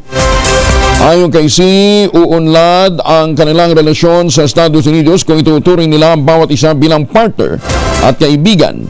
Pero kung magiging magkatunggali sila sa ibang usapin, ay ibang bagay na ho ito. Direktang sinabi rin ng Chinese President kay Biden, handa siyang makipagtulungan kay US President-elect Donald Trump. Matatandang suportado ng Amerika ang Pilipinas sa usapin ng West Philippine Sea at pati sa Permanent Court of Arbitration na nagbabasura naman sa 9-line claim ng China. Kasama na natin ngayon si Comelec Chair George Garcia. Chairman, magandang umaga po sa inyo. Magandang umaga po, Sir Angel, at sa mga kababayan natin, magandang umaga po. Thank you for joining us. Number one, Chairman, tuloy ang BARM election. Tuloy na tuloy po ang BARM election sapagkat wala naman pong batas sa kasalukuyan na nagsasabi na ito ay postpone o reset. Kung sakali mang may mga proposal, may mga panukalang batas, siyempre yan naman po ay dinidinig pa sa kasalukuyan. Kaya po, tinuloy din namin, Sir Angel, yung filing ng Certificates of Candidacy dyan po sa BARM noong November 4 to 9. Napaka-successful, napakatahimik. Wala kahit isang anuman nakaguluhan na nangyari po dyan. At tinanggap na po namin isang linggo lamang yung lahat ng Certificates of Candidacy na 111 na mga na mga kandidato sa parliamentary seats dyan po sa Bangsamoro. Meron ho kasing pending bill sa Senado at nagpahayag na rin si Senate President Cheese na suporta dito, ganun din ang House leadership. Yun ba in any way hindi po pwedeng maging daan para ma-postpone, Chairman? Kami po nung umattend kami, dumalo kami, Sir Angel, doon sa pagdinig na ginawa po ng Senado, sinabi po natin, siyempre, ang Comelec naman ay tagapagpatupad ng batas lamang at kami ay tatalima kung ano ang talagang kagustuhan ng ating Kongreso. Yung pong desisyon na yan ay tinatawag nating political at therefore political decision, yan po ay nakadepende sa wisdom ng ating Kongreso. Kaya kung sasabihin po nilang postpone, so wala po kami magagawa, postpone po o reset ang ating halalan sa Bangsamoro. Subalit kung wala naman po hindi maipapasayan, at least po, Sir Angel, handa po kami. Kasi ang Bangsamoro parliamentary election, kauna-unahan po yan sa ating kasaysayan, ay kasabay ng national and local elections. So, at least po, Sir Angel, yung paghahandang ginagawa namin para sa national and local elections ay kaakibat din yung paghahanda para sa Bangsamoro parliamentary election naman. Tsaka mukhang mahihirapan kasi mag-Christmas break na uli ang Kongreso eh. Opo, alam niyo, Sir Angel, bagamat aminin natin, may mga legal issue na mabibigat dyan po sa pagpupusid sa Bangsamoro. Kasi po, Sir Angel, tinanggal po kasi ang sulu bilang parte ng Bangsamoro ng Korte Suprema. At ang sabi po kasi ng election code nila, ng organic law din, ay 80 ang miyembro ng parlamento. Ang sulu po, Sir Angel, ay may 7 dapat na parliamentary district na tinatawag. So kung magkakaganon po, mababawas yung 7 sa 80 at magiging 73 na lamang yung amin po na ihahalal para sa Bangsamoro parliamentary election. So ang tanong po dyan, yan po ba ay legal? Yan po ba ay pwede kahit hindi siya 80? Oo nga, ano ha? hindi naman po pwede manggaling sa ibang probinsya. Yung 7. Dapat po, Sir Angel, sana yung mismong Bangsamoro ay ma-distribute yung 7 sa mga natitirang probinsya upang maging 80 pa rin. Subalit naintindihan natin na unawaan natin ang kalagayan ng parlamento ng Bangsamoro sa kasalukuyan, hindi nila ma-distribute yung 7 sapagkat meron pang hinihintay na motion for reconsideration doon sa naging desisyon ng Korte Suprema. Siyempre nga naman, kapag na-distribute kagad nila yan, Sir Angel, yung 7, at pagkatapos nagkaroon ng pagbabago sa naging desisyon ng Korte Suprema, paano nila ibabalik muli? Halimbawa sa Sulu, yung 7 na yan. Although, sinabi ng Korte Suprema, immediately executory yung kanilang naging desisyon sa pagtatanggal sa Sulu. Naku, masalimuot ito. No? Kasi ang election season sa election period sa Bangsamoro, mag-uumpisa din ng January 12. Ganun ba yun? January 12 po. Opo, January 12 din po, Sir Angel. Pero gusto ko lang pong pawiin din sa isip ng mga kababayan natin na hindi magkakaroon ng halalan sa Bangsamoro. Magkakaroon po. Halimbawa po, kahit po i-reset ang Bangsamoro parliamentary election, ay tuloy pa rin po ang national and local elections doon. Ibig sabihin, maghahalal pa rin sila, Sir Angel, ng mga governors, vice governor, mayor ng mga munisipyo at mga sangguniang panlalawigan, sangguniang bayan. Ang wala lang kung sakaling ma-reset ay yung eleksyon para sa parlamento, para sa kanilang parliamentary district na tinatawag. Nako, siya. Sige, diintayin mo natin yung magiging kapalaran ng dalawang pending bill sa Senado at ng Kongreso. No? Although, marami din mga senador nagsasabi, hindi, tuloy na natin yung eleksyon. Dihintay na lamang ho natin kung makakahabol pa bago ho ang kanilang Christmas break.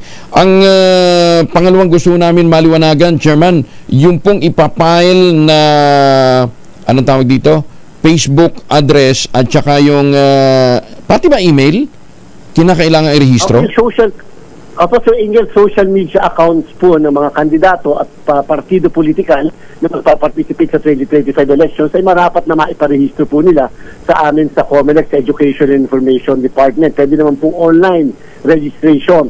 At doon po sa naging guidelines po namin, Sir Angel, dati po kasi yung mga pribadong individual na sumusuporta sa mga kandidato ay kinakailangan magparehistro. Ito po ay nagsusog po tayo ng pagbabago, Sir Angel, nung 1 linggo lamang at ito'y kagad na inaprubahan naman ng Commission and Bank na kung saan tinatanggal ang mga pribadong individual sa pagpaparehistro. Opo, hindi na po natin paparehistro ang private individuals sapagkat sa ating pong palagay parang hindi naman tama na nag-like o nag-repost lamang ang mismong isang private individual sa gusto niyang kandidato ay kinakailangan ma-cover na siya nitong registration requirement natin. Hindi na po, dahil baka po mag-violate pa tayo ng constitutional right of freedom of expression and or speech ng ating pong mga kababayan. So, liwanagin natin, Chairman, ano-ano lang yung social media account na dapat na i-rehistro?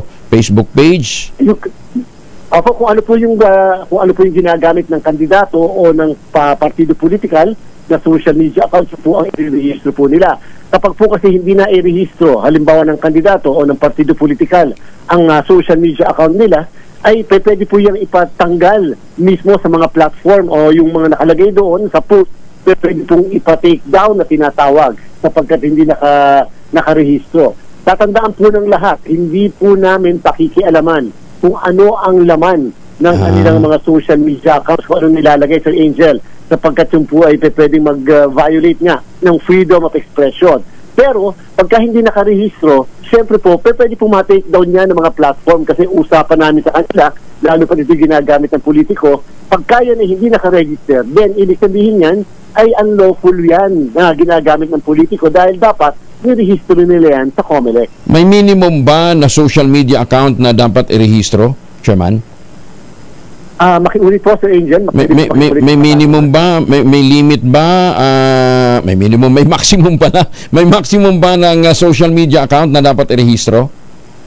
Wala po, Sir Angel. Nasa politiko po yan o nasa partido politikal kung ilan ang kanilang ipaparehistro. Alam naman po natin, Sir Angel, minsan yung mga tao, merong tunay na social media account at meron din mga peke na social media account. Sana po ay maiparehistro ang lahat ng mga ginagamit nilang social media accounts upang hindi naman ito ma-take down ng mga platform. Kasi po ang iniiwasan natin dito, Sir Angel, ay yung tinatawag na misinformation at fake news at siguradong yan ay maglilipa na sa mismong mga campaign period na yan. Siguradong napakadami sa social media. alam niyo naman dito sa ating bansa, kalimitan kapag nakita sa social media, ang akala ng mga kababayan nating iba ay balita na at totoo. Paano pa po yung kinakailangan mag-fact-checking pa ang COMELEC o yung iba nating mga kababayan?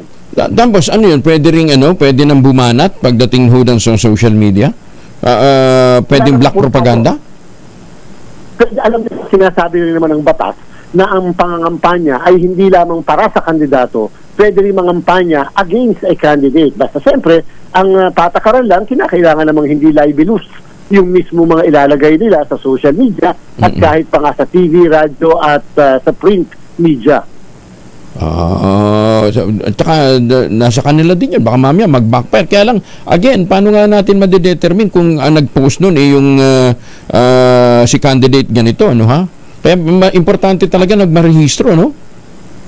Tama po, Sir Angel. At kinakailangan din sa pagpaparehistro, sasabihin din kung yung mga nilalagay ng post sa social media ay gumamit ng AI, deepfakes. Hindi naman natin pinagbabawal po kasi ang artificial intelligence upang masigurado lang natin na talagang yung nagsasalita, yung mismong boses niya ay kanya mismo doon sa kandidato o doon sa mismong campaign staff ng kandidato. Dapat ideklara din yun. Kailan deadline nito, Chairman? Kailan ang deadline? Yes, Chairman. Kailan ho ang deadline ng pagpaparehistro? Opo. December 13 po, Sir Angel, ang ating deadline ng registration. Sa kasalukuyan po, madami na rin namang nagparehistro sa COMELEC. At yung iba siguro, kalimitan, maghihintay muna ng mga last minute na naman ng mga ilang araw at magpaparehistro. Ayan, okay. So, malinaw ha, hanggang December 30, pero wag nyo na hintayin yung December 30. May 13. 13, 13. 13, 1-3. Okay. December 13. Okay. Ang lahat ng kandidato, pati yung local ha? Pati yung barangay?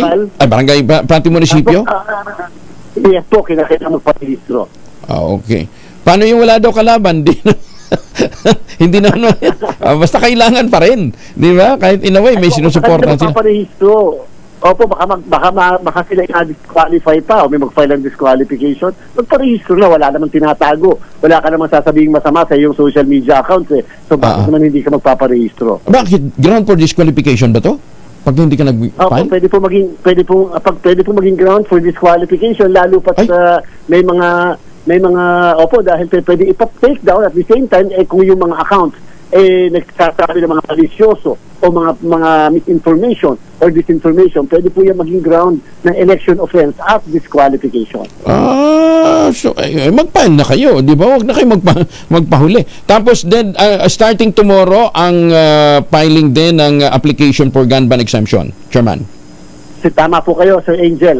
Maganda pong pinaaga natin upang mas maaga din verify ng COMELEC at the same time mapaprocess ang kanilang mga application. At sana po ang ating pakiusap doon sa mga gun owners na mag-a-apply, sana po ikumpleto yung dokumento dahil papangako po natin pag-kumpleto in less than 1 week, ma-actionan po ang inyong mga application. Pero kinakailangan doon sa mga civilian, nandun talaga yung threat to life. Opo, yung threat assessment. Yung threat assessment. Ito po nanggagaling naman yan sa local PNP natin na kung saan sila nakatira, saan sila nanggaling sapagkat para na ma-verify natin na yung pagdadala ng baril kahit sa outside ng residence sa panahon ng election period hindi na trip lang. Kinakailangan talaga namang may kadahilanan kung bakit sila kinakailangan may daladalang mga baril. Tapos ang mga law enforcers natin, mga pulis, mga sundalo, they are exempted pagka naka-uniforme lang? Opo, kapag sila ay nagpe-perform ng kanilang trabaho ay hindi naman po yan covered ng ating gun ban. Subalit siyempre, kapag sila ay nasa labas tapos ay naka plain clothes at hindi naka-uniforme, kinakailangan naman meron silang exemption. So exempted ho sila? Kailangan pa rin mag-apply? Opo, doon po sa mga, siyempre minsan kasi may mga civilian agents ng mga National Bureau of Investigation, yan po ini-exempt po namin. Pero yung mga pulis na magsisibilyan, dapat meron silang exemption? Dapat po may exemption sila. So hindi pala automatic yun. Ang exempted sila pagka naka-uniforme, pero pagka hindi naka-uniforme, dapat meron silang gun ban exemption. Opo, o kaya naman, sabihin na natin si Angel, hindi sila naka-uniforme, pero nasa-certify, lalo na kung sila ay nasa wata, na sila ay nag-perform ng duty sa mga panahon na yon. So ano, special order? Paano bang ang kakailanganin nila? Bahala na siguro yung law enforcement agency. Nagbibigay po kami ng certificate. Meron. Tinatawag. Opo, at ini-issue po namin yan. I see. Sige. Chairman, maraming salamat for joining us at from time to time, tawag ho kami dahil itong mga susunod na mga linggo, siguradong abalang-abala na ho kayo. Tsaka yung kailangan din ho pala natin educate ating mga kababayan doon sa paggamit ng ating bagong sistema ho ng pagboto, ha? Tama po, Sir Angel. December 2 to January 30, ilalatag na po natin sa buong Pilipinas yung pong voters education na kung saan ay ide-demo, ituturo natin ang mga makina sa mga kababayan natin hanggang sa pinakaliblib na mga barangays dito sa ating bansa. Count us in, Chairman. Maraming salamat po. Thank you. Thank you for joining us. Maraming salamat, Sir Angel. Good morning. Mabuhay po. Salamat po. 18 minuto na makalipas ang alas 5 na umaga. Para ho sa mga may lakad ngayong araw nito, huwag din kalimutan magbaon ng proteksyon laban sa mikrobyo. Dalawang formulation ng family alcohol na pwede nating baunin. Yung family 70% isopropyl alcohol, especially prepared for clinics, hospital, pharmacies, laboratories, pero okay na okay din po yan sa mga households. Very effective sa disinfection at sterilization. Ganyan ang bagsik ng family 70% isopropyl alcohol. Maghapon man natin gamitin, no problem. Hindi po manunoy yung ating mga kamay dahil meron po itong moisturizer. Yun ang mga mabangong family rubbing compounding proof cologne. Ayan po yung mabangong isopropyl alcohol na ginagamit po ng mga masahista, mga barbero, mga doktor, mga nurse, mga kumadrona for sponge bathing and other cleansing purposes. Family rubbing alcohol parang di siya reachable na sa mahabang panahon. Mabibili sa namang butik at convenience stores nationwide. Family rubbing alcohol, hindi lang pampamilya, pang sports pa. Magandang umaga nga pala sa mga suki natin dyan sa Amerika, yung ating Midnight Singers. Nakalimutan kong banggitin kanina ang ating Midnight Singers dyan po sa San Diego, California. Maaga din pong nakatutok si Boss Manny, si Sir Art, si Sir June, si Tita Cora, at saka si si Ma'am Lloyd, at saka si Ma'am Linda. Yan po yung ating The Midnight Singers na ibayo po ang kanilang ginagawang paghahanda para po sa kanilang roadshow na magpapatuloy dyan po sa California. Ayaw tumunog. Ito na. Ayaw pa rin. Ulitin ko. Mukhang may problema. 19 na makalipas ang alas 5 na umaga. This time check is brought to you.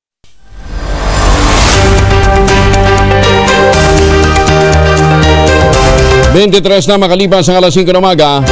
Si President at General Manager Vic Veloso ng GSIS kasama na natin. PGM, magandang umaga po sa inyo. Isa pong maginhawang umaga kahit tayo po may dinaranas pang bagyong Pipito. PGM. Maginhawang umaga, partner, sa iyong mga tagapakinig. Nakakalungkot, no? Sunod-sunod ang bagyo. May kiramay tayo sa ating mga kababayan na nasa lanta ng nakaraang bagyo, partner.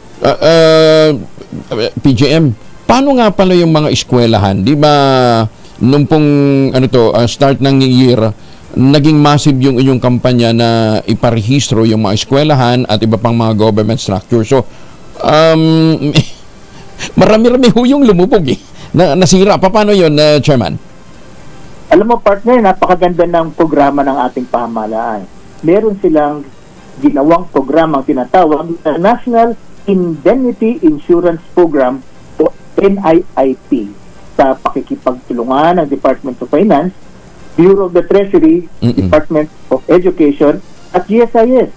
Ang programang ito ay nagsimula lamang nitong taon na to at naglalayang magbigay ng komprehensibong insurance sa mahalagang pag-aari ng pamahalaan, specifically ang public school buildings na merong nakakalat na 132,000 across the country. Alam niyo ba, naka-insure to, nakasiguro to sa GSIS ng 840 billion na pinondohan ng Bureau of the Treasury. At ito po'y maganda sapagkat ang nangyayari po rito, pag kami salanta, hindi na po tayo kukuha sa budget ng General Appropriations Act. Insurance na po ang sasagot nito. Doon sa pagre-rehab ng mga building? Yan po ang gagawin. Magpa-file po sila ng claim dun sa mga nasira. At i-reviewin, proseso ng GSIS po yan. At yan po ang kasagutan sapagkat tuloy-tuloy po naman ng mga bagyo. Hindi naman po humuhupa ang bagyo. Yun nga Dito po sa atin. Paano yun? Magkano prime? Kasi imagine ko sa dami ng eskwelahan na PGM, kakayanin? Kakayanin po yan. Sapagkat hindi naman po sana sa isang bagyo masalanta po ang lahat po ng eskwelahan. Nadaanan po niya ng isang area. Ngunit ang buong eskwelahan, buong 132,000 public school building sa buong Pilipinas ang nakasiguro. Ayun po, kung ang daanan po niyan ay mga 20 o 100 na eskwela, ito po ay amin pong agad-agad na bibigay pag sila ay nag-file ng claim. Kaya po, alam po niyo, napakaganda po nito nung isang linggo sa anniversary ng Bureau of the Treasury ay napag-alaman namin ang public school building pala ay isang bahagi lamang. Gagawa sila ng phase 2, health buildings naman po ang kanilang susunod. Ngunit, pabayaan na po natin sila mag-anunsyo na. Teka, PGM, sino nagbayad ng premium ho nito? Ang Bureau of the Treasury ang nagbayad po ng mahigit na 2 bilyong premium po para dito. At ito po ay sa loob ng 1 taon at inaasahan po natin dahil nasimulan natin ito sa 2024 ay tuloy-tuloy na po ang pagbibigay po nitong one-off na National Indemnity Insurance Protection. Okay. Ngayon. Kasi dati mag-iintay ka pa ng funding galing sa GAA, tapos dadaan pa sa mga pagdinig ng Kongreso, ng Senado, bago maisagawa ang repair ng mga building. Ito ngayon, mabilis na. Mabilis na po, sapagkat pagka binigay po ninyo sa amin, ay proseso po namin na agad po yan. At meron po tayong mga prenoproseso na iba't ibang mga dumaan sa mga bagyo at ang atin pong masasabi po sa lahat ng iyon, 200 na claims na i-file ng Bureau of Treasury sa GSIS. Sa bagyong Aghon, 39 na claim yan. Karina, 189 claims. Wala pa dyan yung bagyong Christy, Leon, Marce, Mita at Pepito. Kasalukuyan na namin nire-review ang bawat claim upang makapagbayad na kami sa Treasury. Kita po ninyo, napakaganda po ng adikain na yan. Ang bilis, ha? Tapos, ang gagawa pa rin, DPWH. Sila pa rin po. Pinabilis lang po natin at ang ginawa po, imbis na dun sa pondo ng ating General Appropriations Act, ay sa insurance na po natin kukunin yan. Ayun. Paano nga pala yung mga ito building, Paano yung mga government vehicle? Alam po ninyo, ang mga government vehicles ay ini-insure po yan ng mga ahensya. Kaya po kami ay tuloy-tuloy na umikot at sinasabi po sa ating iba't ibang government agencies, magsiguro po kayo ng government property and equipment. Isang magandang proyekto rin po ang ginagawa ng GSIS na gumawa po tayo ng Property Inventory App o PIA. Ang mobile application nito nag-automate at digitalize ang proseso ng pag-iinventaryo para sa mga ari-arian ng pamahalaan. Sinasang katulong upang malagay sa asset registry project din po ng Bureau of Treasury para po meron ho tayong isang papel na pinangahawakan kung ano lahat ang government property and equipment para mabilis po natin, masiguro po silang lahat. Okay. Hanggang anong level? Hanggang barangay pwede? Abay, ang GSIS po, pagka ito po in-insure, hanggang ang kadalasan po, ini-insure po yan hanggang local government unit. Ang local government unit po, nagdidesisyon kung isisiguro po nila ang mga barangay. Pag ang barangay ay mabigyan ng pondo, ay tayo po ay talagang masayang tatanggapin po yan. Ngunit kadalasan po ang local government unit up to municipal level ang nagkakaroon po ng pondo. Naku. Chairman, PGM, sa dami ng mga area dito sa Pilipinas na nasa nasa fault zone, o sakop ng fault system. Marami yung medyo kinakailangan paghandaan natin. Kasama din yung akugad. Ganyan po ang ating pong trabaho. Kaya po pinupursigi po natin na pagka nagkaroon po ng sakuna, hinihikayat po natin lahat na magsumiti ng kanila pong damages na nakuha. Ang GSIS po, may opisina po tayo sa bawat rehiyon at bawat bayan na tayo po ay nagko-cover at meron po tayo mga kaukulang mga gumagawa para ma-review po ang inyong pong mga claims. Repair and rehabilitation lang. Paano daw kung totally damaged? Kung totally damaged, talagang nakakaawa, ngunit ang talagang maganda po niyan ay mabibigyan po natin sila ng kaukulang bayad. Magaling, para mapagawa agad. Totally damaged. Can you imagine dati kung maghihintay ka pa ng taon sa general taon bago ka makakuha ng ano nito. Ay naputol. PGM. Naku, naputol si PGM.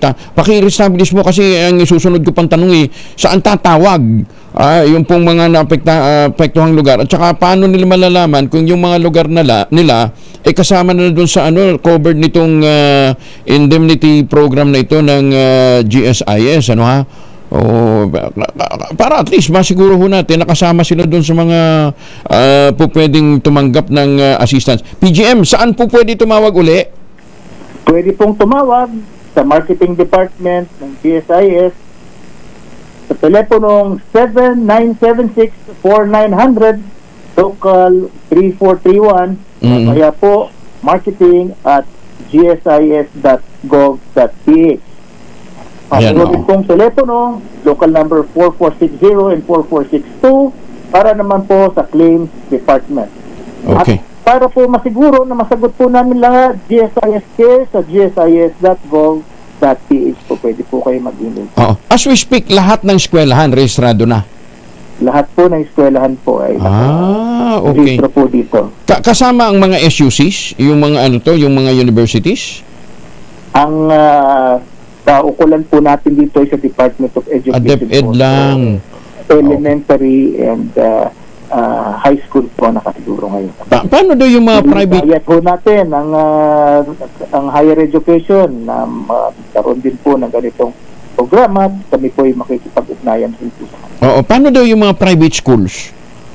Yung private school covered po sila ng private insurance. Hindi na kasi government ito Naku, marami-rami kayong ipaprocess sa Chairman Week lalo pat magkakasunod. Marami po yan, partner. Ayun, nako, sige. Good luck, Chairman Wick. Maraming salamat po for joining us this morning. Salamat po. Maraming salamat din po. Isang maginhawang umaga. Thank you. Si Chairman Wick Biloso ng PGM, President at General Manager ng GSIS, si President Wick Biloso. Maganda umaga, Pilipinas! Anong pala yun? So, at least ngayon, hindi ka na mag-iintay ng pagkatagal-tagal bago maibalik uli ang nasirang mga eskwelahan. Ngayon, na kinakailangang makipag-ugnayan na lamang sa GSIS, lalong-lalo na ang mga public school buildings, yung mga sakop po ng DepEd. 34 na makalipas ang alas 5 na umaga, baka kayo po ay pauwi ng Pilipinas, huwag na hong magpasalubong ng imported na tsokolate. Nandyan po yung Tangerine Chocolate. Ang Tangerine Chocolate po ay produkto ng mga magnaniyog, ng mga magsasaka dyan po sa lalawigan ng Quezon. Available po yan sa 0919-095-5935. Sa tulong nga po ni Dr. Helen Tan, yung po mga planting material ng kakao galing Davao, hinakot po yan para maitanim po sa ilalim ng mga nyugan dyan po sa Quezon. Kaya ngayon ay nagpo-produce na po sila ng dekalidad na kakao beans para ma-process upang maging Tangerine Chocolate. Available sa 0919-095-5935. Ito po ay gawang lokal pero taste and looks global dahil tinulungan din po ng DOST at saka ng DTI. Ang sabi nga po ni Dr. Helen Tan, sino bang magmamalasakit sa Pilipino kundi ang kapwa Pilipino? Kaya sa bawat biliho natin ng Tangerine Chocolate, pinalalakas natin ang loob ng ating mga magsasaka, pinalalakas din natin ang ating lokal na ekonomiya. Tangerine Chocolate, 100% gawang atin, kaya dapat nating tangkilikin. Si Ma'am Rhea Torres ng Pag-asa, kasama na natin. Ma'am Rhea, good morning. Yes po, good morning po. Good morning po sa ating mga taga-subaybay. Sa latest po sa binabantayan natin na si Bagyong Pipito. Currently, patuloy pa rin pong humihina itong si Bagyong Pipito, ngunit nananatili pa rin po siyang nasa typhoon category. As of 4 a.m. ay huli po itong namataan sa layong 145 kilometers kanluran ng Sinait, Ilocos Sur. So nasa may West Philippine Sea na po ito at nagtataglay ng lakas ng hangin na umaabot ng 130 kilometers per hour malapit sa gitna. May pagbugso na umaabot ng 160 kilometers per hour at kumikita kumikilos po northwestward sa bilis na 30 kilometers per hour. Although nasa karagatan na po yung sentro nitong bagyo, maraming bahagi pa rin po ng Luzon ang naapektuhan nitong si Bagyong Pipito. Kaya nakataas pa rin ang Tropical Cyclone Wind Signal number 3 sa northern at western portions ng Ilocos Sur, northwestern portion ng La Union at western portion ng Abra. Signal number 2 naman sa Ilocos Norte, nalalabing bahagi ng Ilocos Sur at La Union, Pangasinan, the rest of Abra, western portion ng Mountain Province, Benguet at northern portion ng Zambales. Samantalang, signal number 1 naman ay nakataas pa rin sa Apayao, Kalinga, the rest of Mountain Province, Ifugao, western portion ng Cagayan, Nueva Vizcaya, northern at central portions ng Nueva Ecija, Tarlac at sa central portion ng Zambales. Kaya po sa ating mga kababayan sa mga nabanggit na lugar ay asahan pa rin po natin na mararanasan yung malalakas na hangin na dulot po nitong si Bagyong Pipito, especially po sa areas na kung saan nakataas ang Tropical Cyclone Wind Signal number 3 dahil possible pa rin pong mapaminsala yung mga hangin na dala po nitong bagyo. Although nakikita po natin na patuloy itong kikilos papalayo ng ating bansa, so within the day or possible sa mga susunod na oras ay unti-unti na pong hihina yung malalakas na hangin na dala po nitong bagyo. Although nakikita po natin sa ngayon na magpapatuloy pa rin yung malalakas na mga pagulan sa ilang bahagi po ng northern at central Luzon ngayong araw. Kaya iba yung pag-iingat pa rin po sa ating mga kabayan sa mga posibilidad ng mga pagbaha pati na rin pagguho ng lupa. Meron din po tayong babala ng gale warning or mataas na mga pag-alon sa dagat baybayin po ng northern Luzon at western seaboard ng central Luzon. So, delikado pa rin pong pumalaot, lalong-lalo na po sa ating mga kabayan na may mga malit na sakyang pandagat. For now po, based po sa ating latest na forecast, ay inaasahan natin na maaaring lumabas na itong si Bagyong Pipito ng ating Philippine Area of Responsibility mamayang tanghali or mamayang hapon. At yan lamang po latest mula dito sa Pag-asa Weather Forecasting Center. Rhea Torres po, magandang umaga. Ingat po tayong lahat. Ma'am Rhea, Metro Manila, ala nang nakataas na signal? Yes po, lifted na po yung signals na nakataas po over Metro Manila. Medyo may pagkamakulimlim pa rin po ngayong araw or umaga. Possible po yung improved weather conditions po natin mararanasan pagdatingan po ng hapon. Iba yung pag-ingat lang po sa mga localized thunderstorms. Kasi nagsuspend ang klase base dun sa information kahapon, ano ha? Pero ang sabi mo nga, makulimlim pa rin yung maghapon natin. Yes po. Okay, sige. Thank you, Ma'am Rhea. Maraming salamat din po. Ingat po. Si Rhea Torres mula po sa Pag-asa. Maganda umaga, Pilipinas! 38 na makalipas ang alas 5 ng umaga. Ang balitang ito ay hatid Pilipinas! 44 makalipas ang alas 5 ng umaga ay oras na para tayo mag-ultabayo. Pero ang sabi ko na madalubhasa isang oras bago tayo matulog, mga 2 kapsula para ma-achieve natin ang mga benepisyo ng ultabayo. Ano bang ultabayo? Ang ultabayo po ay postbiotic with Lactococcus lactis sprain plasma. Ito po ay rehistrado sa Food and Drug Administration at halal certified. Kauna-unahan itong postbiotic na rehistrado sa FDA. Dumaan po ito sa mahabang clinical trial. Hindi po mga testimonial o mga kwentong kutsero lamang.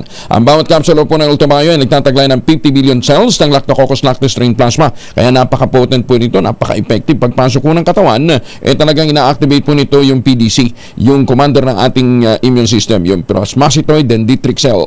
At itinataboy ang mga toksin sa ating katawan habang tayo po ay natutulog. Na-achieve na natin ang magandang tulog, nagkakaroon tayo ng panibagong lakas. Kaya sa panahon ho na matindi ang hamon, ng stress, pagod at puyat, kinakailangan natin ng ultabayo. Rehistrado sa Food and Drug Administration, kaya't nire-recommenda ng mga doktor. Ang ultabayo po ay available sa Lazada at Shopee. Siguraduhin lamang natin na galing po ito sa Teoxys Health Ventures. Para sa karagdagang katarungan, mag-text po kayo sa 0917-110-6580. Available po ito sa Mercury Drug, Amesco Drug, Passment Pharmacy, John's Pharmacy at Curamed. Huwag natin kalimutan, ang ultabayo po ay hindi gamot at hindi dapat gamitin panggamot sa anumang uri ng sakit. Maganda umaga, Pilipinas! Mike, number coding ngayong araw na ito ha, kahit na ho suspendido ang klase. Detalye ng balita mula kay Edgel Parosa, RH52. Edgel. Edgel, hindi nga sinuspende ng Metropolitan Manila Development Authority itong Expanded Unified Vehicular Volume Reduction Program o yung number coding scheme ngayong araw ng Lunes, November 18. Ito'y kahit pa nagkansila ng pasok sa eskwela ang mga lokal na pamahalaan sa Kalakang, Maynila dahil pa rin sa posibleng epekto ng Bagyong Pipito. Ibig sabihin, bawal bumiyahe ang mga sakyang nagtatapos ng plaka sa 1 at 2. Nasakop nitong coding, wala mula alas 7 ng umaga hanggang alas 8 ng umaga, maging alas 5 ng hapon hanggang alas 8 ng gabi. Samantala, tiniyak naman ng MMDA, patuloy pa rin nakamonitor ang Emergency Operations Center kahit wala nang signal na muna nakataas sa NCR. Tinagana na rin ng ahensya ang bago nitong programang ArcGIS kung saan nakamapa ang emergency vehicles at equipment, maging mga ospital at evacuation centers sa Metro Manila. Ito si Edniel Parrosa, nag-uulat para sa DZRH. Una sa Pilipinas, una sa Pilipino. Maraming salamat, Edniel. Mayor Sene Mendoza ng Talisay, Batangas, magandang umaga po sa inyo. Ilang flights naman ng Philippine Airlines kanselado dahil sa bagyong Pipito. 1,300 ang mga pasahero na ang apektado. Detalye mula kay Giselle Ricaport, RH15. Giselle, good morning. Kuyang Angel, good morning. Maagang nag-anunsyo ang Philippine Airlines sa mga kanseladong flight ngayong araw dahil sa patuloy na pananalasa ng Typhoon Pepito. Kabilang dito ang PR2961 na biyaheng Maynila pa Busuanga at ang PR2932 at ang 2933 na biyaheng Maynila pa Basco at pabalik. Maaaring i-convert ng mga pasahero ang kanilang ticket sa non-expiring travel credit, mag-rebook ng kanilang flight o di kaya mag-refund ng walang penalties. Samantalang inanunsyo naman ng Civil Aviation Authority of the Philippines na may 1,300 pasahero na ang apektado ng mga kanseladong flight sa 3 paliparan. Kabilang ang 712 apektado sa kanselasyon ng 6 na flight at non-scheduled flight sa Tuguegarao Airport. 350 naman ang apektado ng nakanselang 4 na flight at non-scheduled flight sa mga coastal area doon sa May Kawayan Airport, habang 269 sa 4 na kanseladong flight sa Surigao Airport.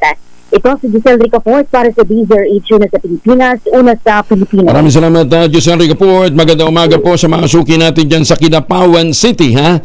Doon ho sa ibang mga nagpapabate, sorry ho, naghang yung hindi ko mabasa, ha? Magandang umaga ho sa mga taga Baguio City. Maganda umaga, Pilipinas! 5,000, 6,000 na, ano, last week 5, ngayon po, 6,000 na po naghihintay na premyo sa Mahiwagang Tunog. Mahiwagang Tunog!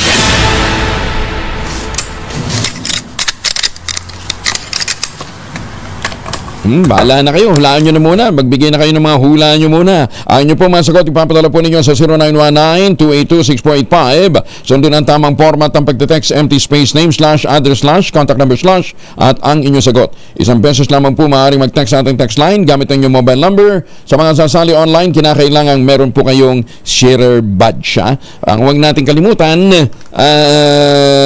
yung isang item na hinahanap po natin ay ginagamitan po ng baterya. Maganda umaga, Pilipinas! 49 makalipas ang alas 5. Umaga sa mga taga Baguio City, magandang umaga din po kay Ma'am Dottie Molino dyan po sa Kidapawan City, ha? At saka sa mga taga Binangonan Rizal at mga kalapit na lawigan, baka gusto nyo puntahan today, dahil walang pasok mga bata. St. Monique Ballet, the most prestigious project din po sa Binangonan Rizal. Tingnan ho ninyo yung kanilang townhouse model na Bianca. 2-story townhouse po yan, na meron pong balcony na may 2 hanggang 3 bedrooms. Pwede nyo ma-avail through Pag-ibig Financing at 19,137 or less than 20,000 pesos monthly amortization. Payable in 30 years. Ano pa? Kaya ito na hinihintay po ninyo. Ito pa rin ang pangarap magkaroon ng sariling bahay sa presyong abot kaya. Tawag na po sa 0917-719-7908. Ulitin natin, 0917-719-7908. Yan po ang St. Monique Ballet, the most prestigious project ngayon dyan po sa Binangonan, Rizal. Yung bang pagkagising mo ninyo sa umaga, punta ho kayo sa balkon, ang sasalubong sa inyo malamig na simoy ng hangin at magandang tanawin. Tinatawagan nga pala natin ang mga kaibigan, kakilala at mga kamag-anakan ni Junita Taladro Rosalejos. Siya po ay pumanaw na sa edad na 91 years old. Ang labi na nakaburol ngayon dyan po sa kanilang tahanan sa Phase 5, Bagong Silang, North Caloocan. Ang kanyang labi ay nakatakdang ihimlay sa Martes, November 19 ng umaga. Ang panawagan ay mula sa kanyang pamangkin na ang poging si Raymond Taladro. Maganda umaga, Pilipinas! Noong pong isang araw, may nababanggit ho tayo na nirereklamo ng mga mamamahayag dyan po sa Bungabong, Oriental Mindoro, si Mayor Elgin Malaluan. Sabi ni Mayor Elgin, yung nirereklamo naman sa akin, hindi naman totoo. Mayor Elgin, magandang umaga po sa inyo. Magandang umaga po at maganda sa umaga Pilipinas. Opo, kumusta naman ho kayo, Mayor? Ay, mabuti naman po sa awa ng Panginoon. Opo. Hindi ko lang maintindihan nga. Yun daw po isang contractor ba yun? Na magbibid ng ang kasamang nagreklamo nung apat na mga mama. Ano ba talaga nangyari doon? Nagtataka nga po kami bakit mayroong isang kontraktor na may kasamang mga media. At sa dami po ng mga project, bakit ito ay may kasamang media? Mukhang may kasamang politika po dito. At minsan po ng 2019 ay ganun din ang ginawa sa amin. Ginugulo. Sabi ko nga, ay bakit sa DPWH ay billion-billion na project, ay bakit hindi na-monitor, hindi kino-cover ng media. Kaya kapag nagtataka, yung po sinasabi nila na pinagbabawalan sila na sumali sa bidding. Ay hindi po mangyayari yon dahil ang PRDP ay napakahigpit po niyan at saka naka-monitor at naka-online yung pagsali po dyan at sa process ng bidding. At dun po sa bidding ay mayroon pong observer ang DILG. May observer din ang PRDP. At nagtataka po ko, nung pagkakataon po yun, nung November 30 ng araw ng bidding, ay nagkataon naman po ako ay bumaba. Second floor po yung aking opisina At nagkataon naman to sa may pagpasok, ay may nakasulubong po akong isang babae na dumiretso kagad. Yung isang babae may dalang bag na napakalaki. Ay sabi ko, ay maglagbok po kayo. Ay ayaw maglagbok sa halip na, ay itinulak pa po ako. Ito yun. Ito yung kontraktor na sinasabi ho ninyo. Opo. Bakit, teka muna, bakit siya magdadala ng mga dokumento? Online pala yung bidding. Ay kailangan po siyempre, yung po ay idadrop niya yung kanyang dokumento. Okay. So yun yung purpose ng pagpunta niya, dala niya yung dokumento. Bakit kailangan magkatulakan? Ayun ko ba, sabi ko sa kanila, maglagbok muna po kayo. Hindi namin po alam kung ano yung lamang ng bag niya. Hindi namin siya kilala. At yung pong isang media ay naka-video na kung ano ay naka-video na. Dinayaan ko po siyang umakyat. Pagdating po doon sa aking opisina, nauna ko, yung isa namang media ay tuloy-tuloy po yung kanya ang pagkukover sa akin pag kukuha ng video. Ngayon, hinarap po siya. Sabi ko, bakit mo naman ako kinukunan? Halos yung kanyang camera ay 1 metro na sa aking mukha. Dumiretso ako sa aking opisina, nakita ko naman yung isa, yung Robert Ebora, na matagal ko na po yung kilala, na ng panahon pa ni Kato ay lagi siyang nandito sa Bungabong. Ay di pumasok po sila sa opisina at nagkape pa ho sila, pinagkape ko po sila at kumuha sila ng mga picture doon na yung aking mga award. Ay sabi ko, wag mo yan ang kunan mo yung bago kong award doon sa bago namin nakuha na regional champion po kami doon sa best consumer public market in Mimaropa. Dahil po doon sa aming program, dahil po kami ay kauna-unahan sa Mimaropa na kami yung mayroong system na e-governance. At yung ipalingki po namin, yun po ang unang nakapunto sa amin. Kung kami sinasabi lang kurap, wala kami system, wala kami digital na po kami, may system na po kami. Lahat ng transaction ay dadaan na po doon na halimbawa magbabayad ka ng buwis, hindi mo na kailangan pumunta sa treasurer. Galing online ka magbabayad online na po. Galing. Agency certificate, hindi mo na kailangan pumunta ng barangay. At yun naman po sa bidding, yung babae, dire-diretso ho doon, at ito namang tatlong media men, nandun po sa aking opisina. Nagkakwentuhan pa ho kami ni Robert Ebora, hindi ko naman kilala. 4 po sila. Yung isang nakapula, nakalbo, dumiretso ho siya doon sa bidding conference. Dire-diretso ho sila doon. Siguro tinignan nila na ako'y pupunta doon, ay hindi naman ko po ugali na ako ay pangunahan ko yung mga back. Simula